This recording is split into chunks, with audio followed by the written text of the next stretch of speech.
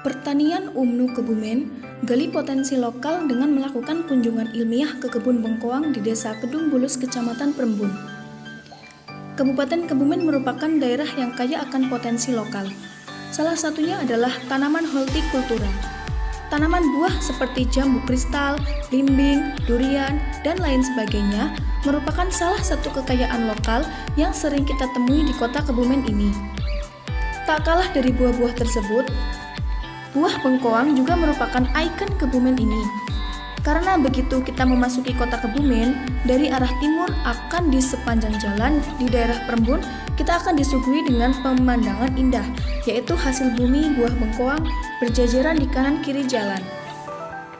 Untuk itu, untuk mendukung kelestarian sumber daya lokal dan juga untuk mengenalkan potensi kekayaan lokal pertanian ke mahasiswa dan juga ke masyarakat luar, maka program studi agroteknologi UMNU Kebumen mengadakan kunjungan ilmiah ke kebun bengkoang Desa Kedung Bulus, Kecamatan Perembun, Kabupaten Kebumen.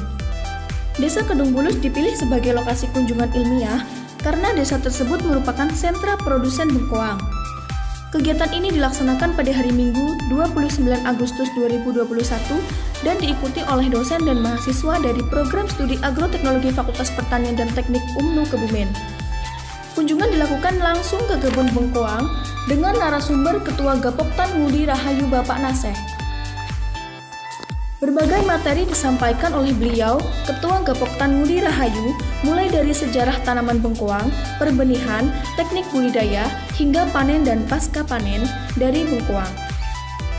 Menurut beliau, tanaman bengkoang merupakan tanaman yang sangat insentif seperti tanaman hortikultura lainnya.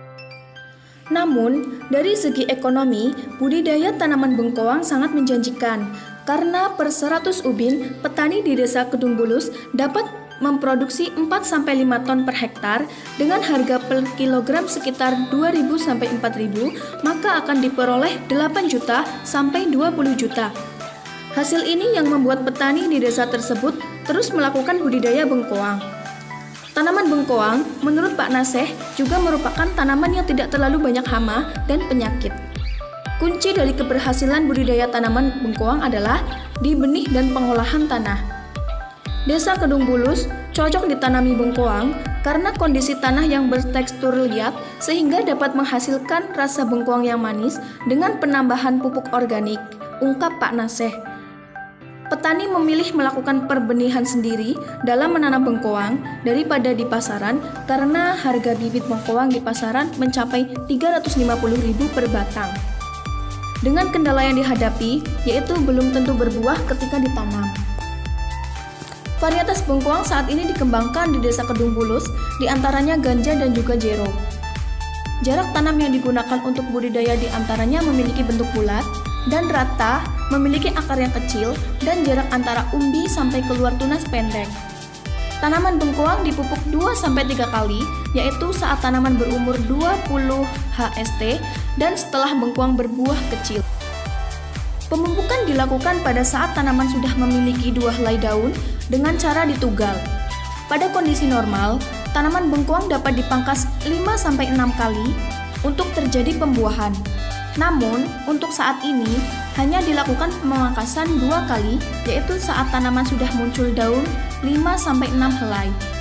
Kendala yang dihadapi petani bengkoang saat ini yaitu tanaman terkena virus sungkil yang membuat warna daun berwarna kuning yang mengakibatkan penurunan produktivitas tanaman bengkoang dengan penyusutan pendapatan mencapai 50%. Virus ini sudah menyerang pertanaman mulai 4-5 tahun. Kegiatan kunjungan diakhiri dengan melakukan panen bengkoang di kebun petani dan mencicipi buahnya secara langsung. Harapan yang ingin disampaikan dari Ketua Program Studi Agroteknologi UMNU Kebumen Ibu Umi Barokah MP dari kegiatan kunjungan ilmiah ini adalah mahasiswa menjadi tahu potensi lokal daerah dan menjadi makin mencintai akan produk pertanian Kebumen sehingga akan menjadi serius dalam belajar di bidang pertanian. Karena prospek pertanian sangat menjanjikan jika ditekuni.